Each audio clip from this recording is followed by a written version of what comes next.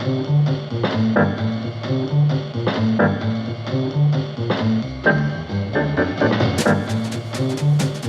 ora e Tefano, and welcome to Context with me, Guyon Espiner. And me, Corin, Dann. Context is the backstory to the stories that are making news, well, I suppose, metaphorically speaking, on the front page. That's right. We take an issue which is making news today and we trace its long shadow back to figure out how it is we got to where we are today. There's a catch though, isn't there, Corin? There is indeed. Only one of us knows what the topic is. Someone's done all the research for the week, and it's you, I believe, this week, Mr. Espiner. That's right.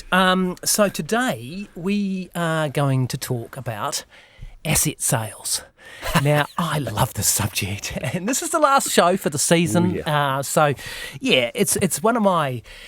I just find this utterly fascinating because it's a real fault line between left and right politics, public-private ownership. So there's so much in here. And, of course, there's been... stories in the news at the moment about this, right? Because the government is considering selling its stake in Chorus, which was purchased as the Crown's funding contribution, really, to the ultra-fast broadband, which was completed back in 2022. The New Zealand government helped fund the Chorus ultra-fast broadband fibre rollout through a series of debt and equity instruments that were always going to be repayable over the next 5 to 10 years by Chorus. How much would you expect to get for that?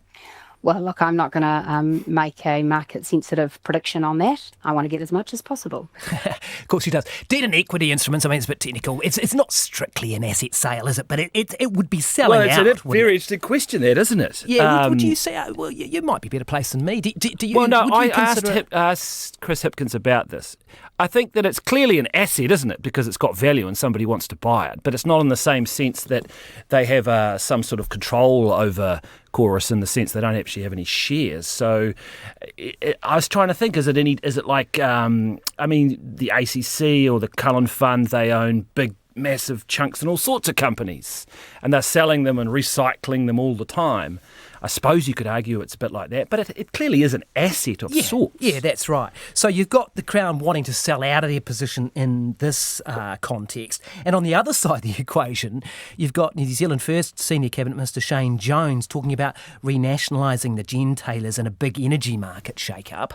Well, I'll start firstly by having the Crown take control of those assets that give us our power out of coal or gas during winter, because that's what sets this ridiculously high price, and the gentailers get the water for free, then they short the market and we're left with unaffordable prices.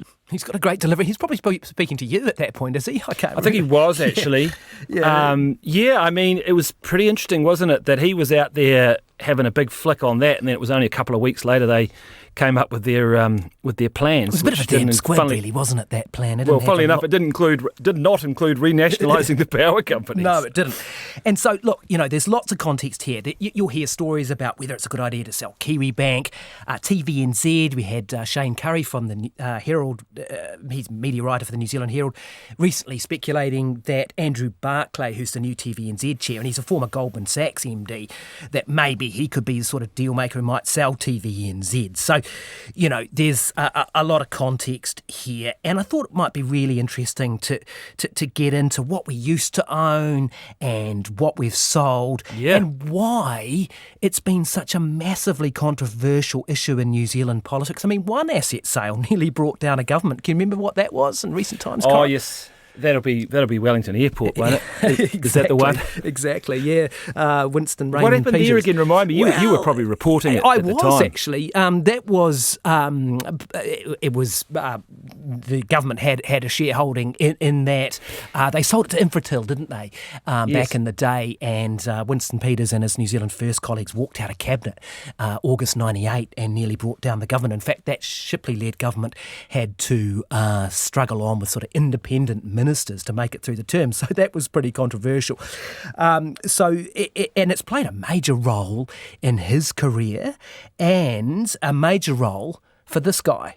There is now a climate where the wholesale sale of public utilities, enterprises and assets seems to be on the agenda as a fire sale kind of approach. In other words, we need the money, so we should sell our assets. If you privatise a wide range of public enterprises, it may be that includes trading, communications and financial enterprises. It may well be that at the end of the day you have to increase taxes or provide the resources by way of borrowing to buy some of them back. To buy some of them back. Now, we'll revisit that, Grab, because I think it might be a bit prophetic in some ways. Now, of course, that's Jim Anderton. You'd recognise that voice. He was a backbench Labour MP. That was him speaking in 1987. What did he do, Corin, 2 years later, and why? Ooh, that's a bit tricky, isn't it? But I would say, I mean, did he form New Labour? Did he bail? Yeah, that's right, that's right. And set up New Labour. Exactly. And presumably, I mean, I just remember a vision of him in when I was, probably a teenager or something, of him, just tearing shreds off people in Labour Party meetings. Just he was the one guy who really fought that neoliberal lurch that Labour took under Douglas and Longing. Yeah, it's brave, eh? And you're absolutely right. He quit Labour in 1989, famously said, what was the quote? Something like, I didn't leave Labour, Labour left me. And right. It's probably a fair bit of truth in that at the time. But it was really ultimately over the sale of the BNZ was the kind of the last straw. And we'll follow that narrative arc a bit because he then goes and sets up Kiwi Bank, doesn't he, later? So it's quite a nice narrative arc. He sort of left over the sale of one bank and kind of set up another. But so we'll get to some of that because that all really kicked off, as you say, under that 1984 government of David Longing and Roger Douglas. But to understand that, you gotta know what we used to own, what New Zealand used to look like. Now, we owned some incredible assets when you look back, and I've been researching this over the last week. So we owned hotels, a film studio, a fertiliser company, a shipping line, nearly every sort of industry we were into it. I mean, have you been to the Chateau Tongariro? Oh, I've certainly been up. I haven't been inside the chateau. I've certainly been past it. Yeah, I stayed there once. It's quite classic. It's a fading beauty now, but it's kind of cool. It needs a retrofit from somebody, doesn't it? That's right. Now, that was part of a state-owned hotel chain called Tourist Hotel Corporation. Half an hour and you're over on the west coast at the Franz Josef Hotel. The Tourist Hotel Corporation has 13 major hotels strategically scattered at tourist spots all over the country. It makes a point of putting its hotels right where they'll do the most good, right where you want to relax after a day inspecting the great wild outdoors.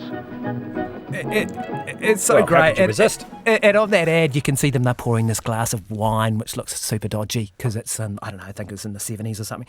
But I just love that, that we used to own the hotel chain, 13 hotels. It's pretty incredible, yeah. It's pretty cool, I can sort of feel like I can see those ads for them, the posters and things, but... yeah, I think a lot of younger New Zealanders would find that pretty strange, wouldn't they? It's incredible, isn't it? The question that you ask is why? They set it up in 1955. It expanded through the 60s. It dominated the hotel scene. Now, it sold in 1990 for $71 million. But yeah, look, so I suppose you say why? Well, I guess every sphere of life in New Zealand, they used to call it Fortress New Zealand, didn't they? Yeah. Which existed right through to 1984. Basically, if there was a problem, the solution was the state, wasn't it? I mean... if you wanted to explore new energy, you set up Petrocorp. If you wanted... Yeah, we were a closed economy. I mean, we very much were. We were not a market economy in that sense, were we? We were an economy that had... And that was why that often the charge at Muldoon was that, that he was... For a guy who was in a right-wing party, he was running a pretty big government. I mean, I don't know what the size of the government was, percentage of the economy back then, but I imagine it was a damn sight bigger than it is now. Oh, it was enormous, and we'll get to some of that, at least touch on some of that. Just wanted to quickly run through for people who don't remember that time, some of the other things we used to own. The National Film Unit. So in the mid-30s, they took over a private film studio, and they had, you'd remember the National Film Unit. I vaguely can, yes. Yeah, and you might remember the NFU, has a cool logo and stuff. Yep. Yeah, you'd probably remember that. And they made docos, they made newsreels. Hey, I interviewed Sam Neill recently, right, for 30, this interview show that I do. And we went down to Two Paddocks, who's got this winery and stuff. It's great. It's a great day in Central Otago there. I mean, he started as a director at the National Film Unit. So it completely dominated the film and TV scene in those days. Well, that's a pretty good place. That's a pretty good valedictory for it then, isn't Well, it? I If you've suppose got it is. Sam Neill on your list. Yeah, so they provided propaganda information during World War II, these guys, and it's quite fascinating. Sold for $2.5 million to TVNZ in 1990. $2.5 million, so it's pretty bit of a fire sale. And they flicked it to Peter Jackson, so it's the Miramar Park Road Post, nowadays. So what would the assets be? Would they be, I suppose, all of the archive, all the rights to all that stuff? Yep, and all the film studio kit and all that sort of stuff. Yep. So yeah, we owned that. We owned a shipping line, a shipping corporation. So we've sold more than 40 assets since this stuff began in the mid-'80s. Any guesses? This is a bit of a hard one, but any guesses about how much in dollar terms that we've sold for 40 assets? That's a bit of a hard one, but I'd say about 15 billion. That's pretty good. It's 23 billion worth. That's pretty good. Yeah. Pretty good guess. So this all kicks off in 1984, really. But you have to sort of look at the intellectual sort of context at that time too, right? Because you'd had, internationally, you had a move towards smaller government, right? Reagan, Thatcher, all those guys. Chicago School of Economics. Yep. Milton Friedman, those guys, right? So this is part of an international movement, really, isn't it? Yes, I mean, this is the neoliberal reforms which were pitched as what? There is no other alternative to this because we're going, the TINA or whatever it was. TINA, yeah. We're going broke. Yeah. And Muldoon was grimly holding on, wasn't he? Yes. He was trying to keep this thing afloat, this planned economy that he had with all these assets and all these jobs. And the argument was that you had Polish shipyards, railways type outfits where there was 4 people doing one person's job and all this sort of stuff, and it was no longer sustainable. And Preble's in there trying to find all this inefficiency and all this sort of stuff. That's right. Richard Preble, as you mentioned, he was the Minister for State-Owned Enterprises. That's right. Yeah. Now, I went back and there's fascinating stuff when you dig around on it. So the minute they come in, right, Treasury sent them this document. It's called, got it here, Economic Management. So it's a fairly benign sort of sounding title, but it's an incendiary document. It's not a great. It's not a Economic great management. Oh yeah. No, that's right. But so I looked back through this thing because you can read the whole thing online if you find it. Now it said that state-owned enterprises at the time accounted for 12% of GDP, and it said some are larger than any New Zealand publicly listed company. As they mentioned, New Zealand Electricity had assets of nearly 13 billion, about 4 times those reported by Fletcher Challenge. But this is the one that really had my eyes on stalks. They said the post office has 38,000 staff. Wow. 38,000 staff. Yeah. Geez, how many would it have now? A couple of thousand? I don't know. 38,000. And the lives of those staff and others and government departments are kind of captured in this TV series from the 1980s. My old desk does an arabesque in the morning when I first arrive. It's a pleasure to see it's waiting there for me to keep my hopes alive. Such a comfort to know it's got no place to go. It's always there. It's the one thing I've got, a huge success. My good old dad. Just looking at your face, I'm not sure that you know who that is. And I think that's got to be gliding on, right? Is it? You got it. Yeah. I was thinking. And I was just thinking how ahead of its time it probably was. Comedy set in an office, Yeah, well, true. Yeah. I mean, I remember being a fan of it. Di Henwood's father was in it, wasn't he? Was he? Yes, he was. I forgot, but my apologies, I can't remember his first name. Yeah, it's Roger. It's a Roger Hall. Ray Henwood, I think it was. Yes, I remember that guy now too. Yes. Yeah, absolutely. Yeah, it was basically just as. Well, was it a send-up of the bureaucracy? It was, but... It kind of was. You had that guy, Jim, who smoked his durries and socks, wasn't it? Yeah, that's right. And he had that guy... And people walking around with trolleys, and delivering you open the cupboard their and someone envelopes. falls out, that sort of guy. Yeah. So, you know how I said post office had 38,000 staff. I looked it up now. SOEs, right? 17 SOEs we have, state-owned enterprises. They employ a total of 15,500 staff. So, less than half of what the post office employed back. That's pretty amazing, isn't it? I mean, maybe you'd have a few more if you. I don't. Does that include the mixed, the mixed ownership model, which is the so-called gentailers we were talking about? I mean, they would. It gets a bit complicated, doesn't it? Because they're and we will go into a little bit using. of that because there was a bit of a like a coda or a reprise of the asset sale regime in the key years, and we'll talk about that towards the end of this podcast.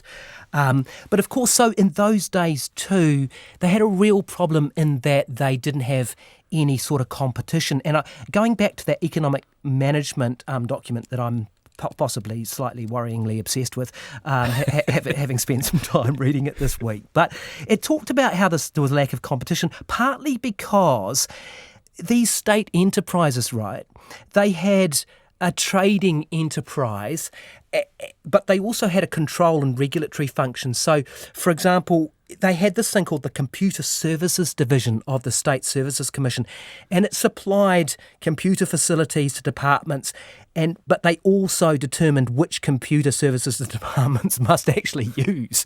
So they were selling these things and setting the rules. So it's it's pretty interesting sort of way of operating. I guess it's pretty old school. And I suppose that was the big argument made at the time, that there's just the inefficiencies, that we simply couldn't afford to keep doing it that way. But boy, man, I don't know about you, but that's probably when I was young, but I certainly, and I can't quite remember the details, but I remember the controversy around asset sales and the anger and the fights. I remember just the the idea that there was no alternative, this is what we're going to do, and it was tearing the left apart, wasn't it? It really was. Yeah, because they were doing it to themselves. That's the extraordinary thing, right? Everyone was surprised that it was the left that had come in and decided to do it, not the right, even though the right carried on with it and once the left finished. Yeah, exactly. Yeah, it was a really, really tumultuous time. It totally was, and we'll crack into that sort of the heat of that in just a second. But so to bring in competition, do you know the piece of legislation, one of the key ones to actually make these state enterprises competitive? No, I don't. I don't think I could name that. State-Owned Enterprises Act, 1986, is a pretty fundamental part of this kind of story because for years, basically, they'd use state-owned enterprises just really to minimise unemployment in some ways, as you can see from those numbers from the post office. But this act, and you can read it today, it says that these state-owned enterprises should be as profitable and efficient as comparable businesses that are not owned by the Crown. So it really put those those companies onto a competitive thing and a competitive footing, and the idea is that they would have to make money rather than just employ people. So then you get into the first of the big asset sales. The first full privatisation, New Zealand Steel, sold to Equity Corp. $327 million. Do you remember Equity Corp? Yeah, well, that's another whole podcast right there, Probably. Isn't it? Yeah. Because Equity Corp would have been one of... Anything with Corp on the end of it was probably caught up in the 1987 stock market crash. People probably lost a lot of money. There's all sorts of names, famous names around some of those companies. Well, absolutely. That again was just... Absolutely. Glass towers. You've hit on it there because they...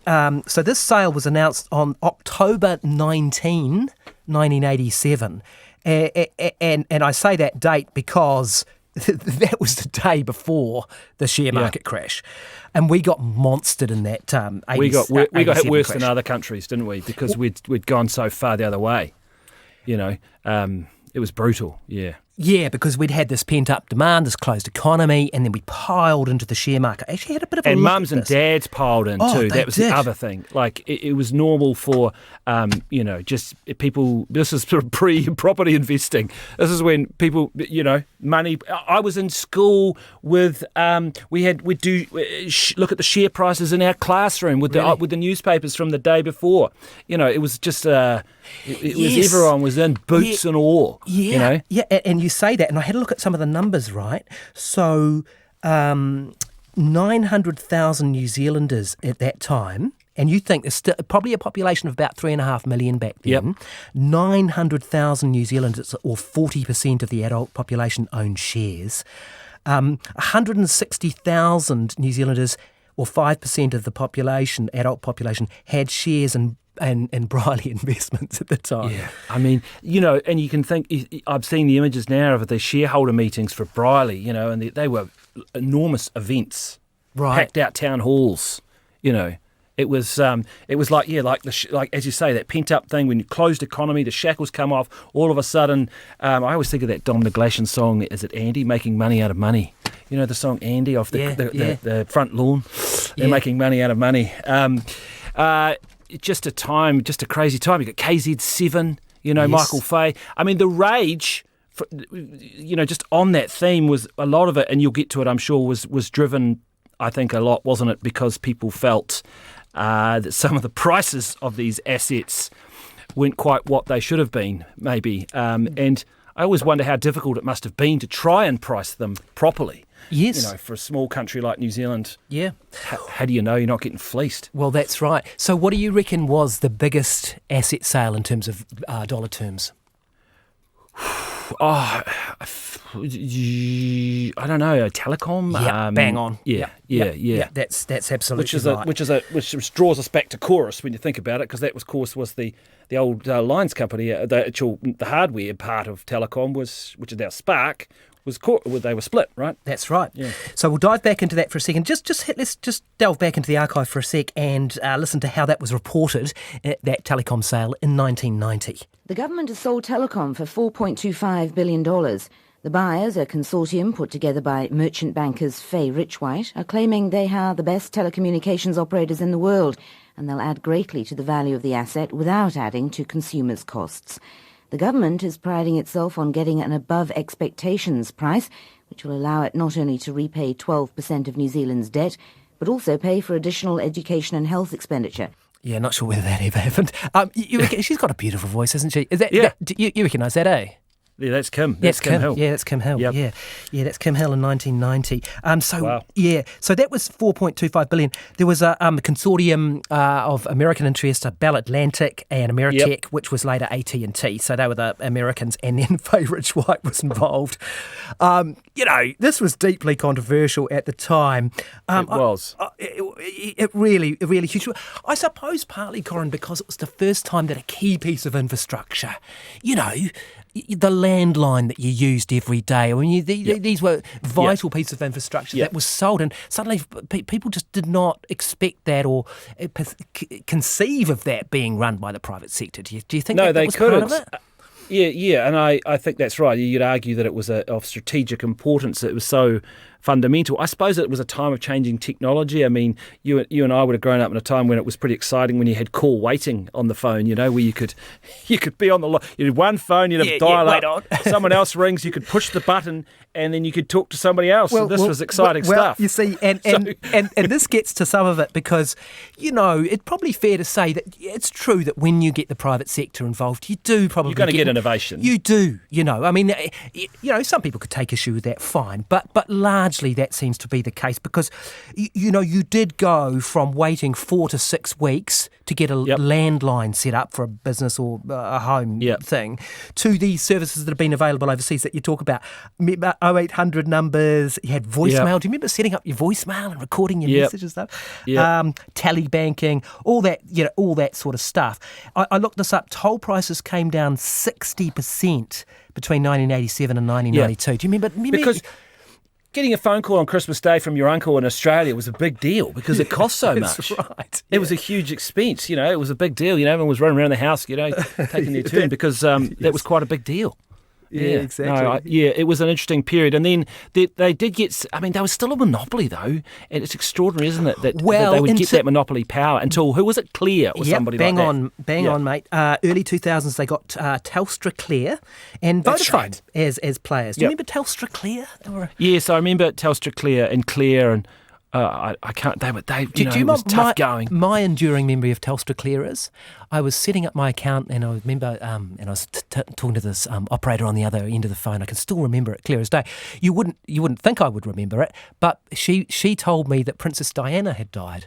Oh, wow. Yeah, so that sets that up, and that's 97. So that was, that was the sort of thing that you were getting into, I'm going to set up with someone else, and had this competition. Just a quick note on that before we leave Telecom. I looked at their staff, 25,000 in 1987. Wow. 25,000. Yeah, wow. And it had come down to 8,000 by 1997. So that's what you get with the private sector, eh? I mean, you're going to get innovation, but you're going to get, as shareholders... You're going to get job losses. You're going to get job losses. Yeah, absolutely. Yep. The other thing is timing, right? So that was just before the 1990 election. So what you like about that Labor government, but they hadn't lost their mojo. They were right into it, right up into the election. That was September 1990. So they were right before the election. They didn't give a crap. They were selling. And this does continue when the new government comes in, National, with Jim Bolger as Prime Minister. 17 hours after I won the election, had officials in panic in Wellington demanding to see me. Bank of New Zealand at that stage, I think, had 40% of the commercial paper in New Zealand. So if it collapsed, half of New Zealand's companies would have collapsed. It was that big a deal? It was that big a deal. It is hard from the outside in the distance of 20-some years to realise the impact of being told the day you become Prime Minister that the country's broke. Now, that's Jim Bolger, and we're recording this, Corin, on the day that the news has come through that Jim Bolger has passed. So it is worth a bit of reflection on that. That was the ninth floor interview that I did with him. But extraordinary, right? So 17 hours, I think it was a Saturday, and he'd just been elected Prime Minister, and the officials call him and they say, hey, you've got to come in. And he's like, no, talk to the Prime Minister, because technically he's not the Prime Minister. That's right, he wouldn't have been... No, it's Mike Moore who's the Prime Minister, because technically there's the caretaker provision, and he hasn't even been sworn in as Prime Minister. And they're saying, no, you have to come in. And you know what he's talking about there, eh? The BNZ. BNZ, yes. And... I mean, you could not be confronted with a worse situation than a bank. Because if a bank falls, that's fear and panic. And the worst case scenario in a financial system is a run on banks. Because if one bank goes, everyone else is thinking, well, there's my deposits. I better get my money out of the other bank. Everyone's literally running down to the cash machine. That is a nightmare scenario. So he had no choice. Yeah, they wouldn't have had a choice. Yeah, so that's... I don't know. Maybe some people argued that they did. I think if you're confronted with a bank collapse as a government, and Cullen had to do similar things in the GFC. He had to guarantee a bank. The Aussies came out and guaranteed all their banks, and then all of a sudden Cullen had to do it, and Clark had to do that as well. And that was 2007 or 8. I remember that. That was 2008. It was election year. I was at the Labor Party conference. The Aussies had announced their scheme. Yeah. We weren't expecting it. We were all journos waiting outside, and Michael Cullen came out and announced that scheme. Now, people might not remember the details of that, but they would remember these three words: South Canterbury Finance. Yeah. And we paid out $1.6 billion as a result of having that bank guarantee. So same principle. Exactly. Same principle. Yeah. Too big to fail, eh? Of a run. Yeah, that's right. But that leads to that wider thing, and this is the problem ideologically that people have with this, is that, and what's that phrase? That you privatise the profits and socialise the losses. And that is kind of some of the problem you get into. I did think too, I mean, what a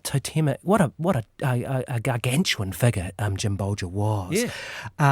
But I also love the narrative arc of that, right? So he comes in 90 with the BNZ collapse, and then what does he do? Under the Helen Clark government, he's the chair of Kiwi Bank. So I thought this is quite a nice... He was very it was quite remarkable to witness him be so reflective, and you obviously talked to him a lot about this, about that he felt, as we talked about earlier in context about unions, that he felt maybe they'd gone too far in terms of crushing union power with the Employment Contracts Act.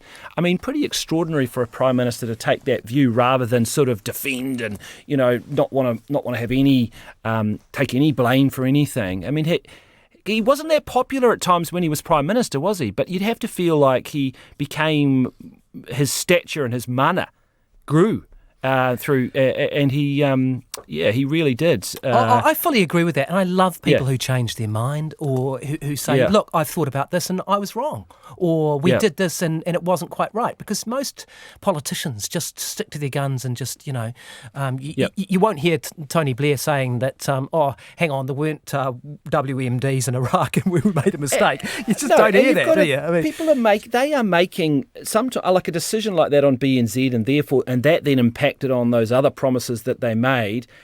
They didn't know they were going to have to make those decisions, and they had to make hard calls in the moment.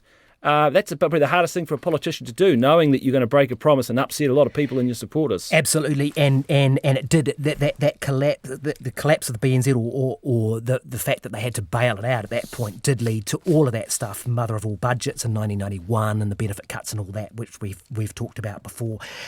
Just to wrap the BNZ up, it sold in 1992 for $850 million to National Australia Bank, so they flicked it in the end after they'd sort of righted it. And well, there's a little irony there, isn't there? I mean, in that our banks are all mostly Australian owned, well, and exactly. There we were talking about 2000 the Cullen Clark having to respond to an Australian decision about banks because we'd lost.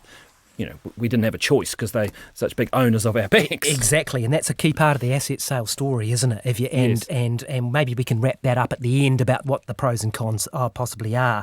But just to sort of get back to the narrative, so this continues under the national government, which was in power really from 1990 through to 1999.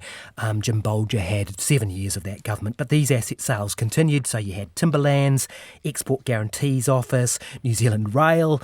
Can talk about that too. Contact Energy, VTNZ, the guys who do your Warrant of Fitness. We used to own that too. So we sold all that stuff. And we sold God knows how many airports. I lost count, 13, 14, everything from Waimaru to Auckland Airport. Winston Peters sold that one just before he walked out of Cabinet over Wellington Airport, but heaps of airports were sold. Actually, I was covering for the Evening Post, which doesn't exist anymore, newspaper in Wellington at the time, and I remember being at a National Party conference, and Jenny Shipley said of her Minister for SOEs, noting how keen he was on asset sales, I have to check with him daily to see what he's sold. Who was that? Well, any guesses? I was going to ask you. I don't know, Bill Birch or someone? Close, a younger, keener guy at the time. No. Went on to be Health Minister. Oh, Tony Ryle. Tony Ryle, bang. Yep. Tony Ryle, yeah. Pinstripe suits. Yes. And a pretty, big appetite. Pretty effective health minister too. He was. He's a good politician. He kept a very tight lid on things, didn't he? Yeah, absolutely. So, I mean, as you say, deeply controversial, and one of the criticisms of asset sales was that there was a small group of investors, mainly offshore, who made big profits, and we could have done it in a way that had more benefits for domestic investors and taxpayers, I suppose. Do you think that that's fair? There's no question, and a lot of that was around things like you mentioned New Zealand Rail and the sale of railways to, I can't remember the name of them now. Did they become Transrail, and they were globally owned? I think maybe Fay and Richwright were involved in the purchase of that too, and there was a lot of frustration about what the accusation. The allegation was that they weren't putting the investment in to this company anymore that the previous the government would have put in, so that the tracks, the maintenance didn't keep up and all that sort of stuff. And then you had safety concerns come up. There were a lot of stories about that. And I think that is what irritated a lot of, New Zealanders who had grown up with the rail service as a key part of their lives. And I think there was a lot of simmering anger around that, for sure. Yeah. So after the national government left office in 1999, you had the end of an era, really, with the Helen Clark government of 1999 to 2008, where they pretty much, they did put a lid on asset sales and actually brought some of them back, like Kiwi Rail is a good example. And also Air New Zealand, because Air New Zealand had been initially sold. I mean, this is the classic, right? And remember, just go back to that Jim Anderton grab that we played, and his warning that we might have to buy some of them back, because 1989, they sold 65% of Air New Zealand to a consortium led by Briley's and had Qantas and Japan Airlines. They got $660 million for it. Remember, Air New Zealand ran off and they bought Ansett. They tried to buy Virgin Blue. The thing collapsed in September 2001. The Helen Clark government bought it back. We bought 82% of it for nearly $900 million. Yes. And then we sold it down from a 73% stake to a 53% stake. And this was, as we talked about in the beginning, part of that sort of asset sales having another moment in the Key government. And again, it was highly controversial. Sell off the assets built up by past generations for future generations. Sell off our key infrastructure and sell off, Mr. Speaker, what New Zealanders already own. That's it from this government, Mr. Speaker. Sell, cut and hope. That's the extent of the economic strategy. It was pretty strong, isn't it? Who's that and what's the context?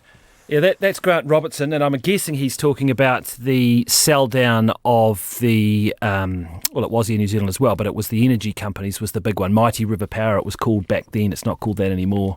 Is it Mercury now? Yeah, that's right. Genesis and Meridian, and there was a big 49% sold down in each. It was. Didn't the Greens run a referendum or something No, bang on. That's true. That's with, It didn't change things, and Key was able to get them through, but it did dominate the agenda again. Yes, that's right. You're right about that referendum. Labor and probably the Greens, they got one of those binding referendums, citizens initiated. Referenda, and 67% of people opposed it. But fair enough for Key, because he had that political management. He'd gone to the 2011 election promising, we're going to do this. If you want to vote us out, vote us out. Yep. And he got in again, so he sold it down. Do you remember the name of the model that they call it? They still use the phrase. MOM or mixed ownership model or something like that. Mixed ownership model, that's right. Yep. So the idea is, isn't it, that government keeps 51%, so a controlling stake, and then you sell the shares. And look, one of the issues that's been with the electricity debate over the last few months, is these accusing these energy companies of profiteering, Shane Jones calling them profiteering, all this sort of stuff. Well, of course, the large chunk of the dividend is going back to the government, isn't it? That's true. So, it's an interesting one, that whether would they want to forego all those dividends if they were to break them up, or all those sort of scenarios. But it's funny how things keep coming back round. It is. So, good place to wrap this up. But I just wanted to, looking at it, and I suppose I've been looking at it more closely than you, obviously, because I dropped it on you today. But I don't know, it'd be interesting to sort of get your wrap-up thoughts about lessons that we've, what's gone well and what hasn't. Because it strikes me that if you sell a strategic asset in New Zealand, you really are inviting trouble. Something like Air New Zealand, we can't really operate as a country down the end of the world without an airline. And so when if it's in private hands and goes bust, you can't really not buy it back, can you? So no, I don't know. No. So strategic assets, you have to be pretty careful, don't you, before you sell a strategic asset. I think so, and that's why there would be, and there still are, national interest and national security tests on a lot of sales of things. I think you could argue with Air New Zealand that the flip side of that would be, an argument might be that does a government want to own 100% of an airline, because the airline business is very volatile and risky. Airlines go bust a lot. So that mixed ownership model is government. Is probably is an interesting compromise, isn't it? Yeah, I mean, the other, I'm just going to come up with some arguments here for why these are good ideas. I'm not saying they're mine; they're just arguments. One of them is that it brings a lot. The companies and the assets needed market rigour. So they needed the market, a la the investors who can invest through the share market and punish them for bad behaviour or bad decisions through their share price. And they have to also, by being listed on the share markets, they have to have a lot more scrutiny.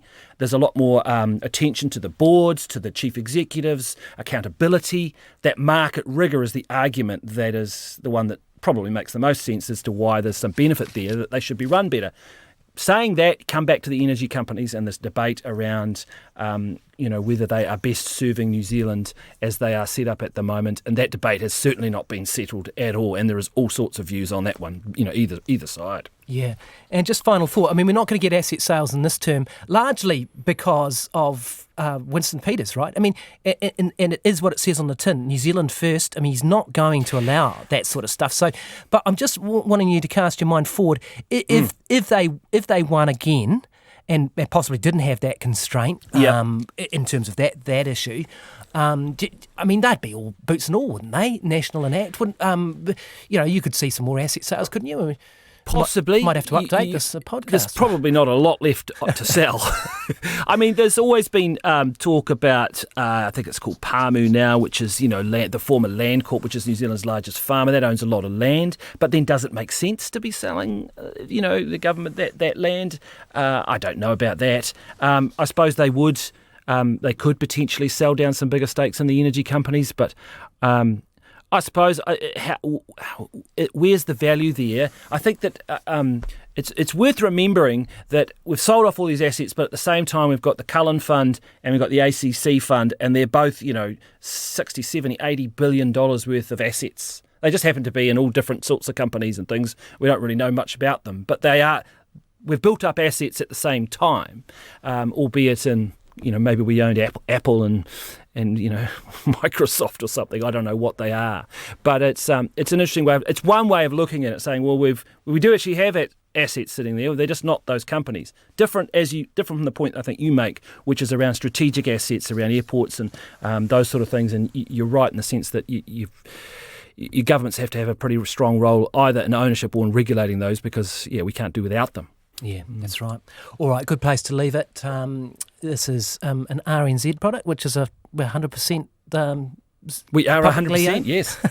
Yes. We're not under the State-Owned Enterprises Act, though, are we? We're probably under a different one, the CROC, aren't we? As the Crown-owned company or something. Right. It's a Crown entity, not an SOE, just to make that delineation for the geeks out there who we know love us and listen to us. So that's Context for this season. We're hoping to get another one, but thanks for listening.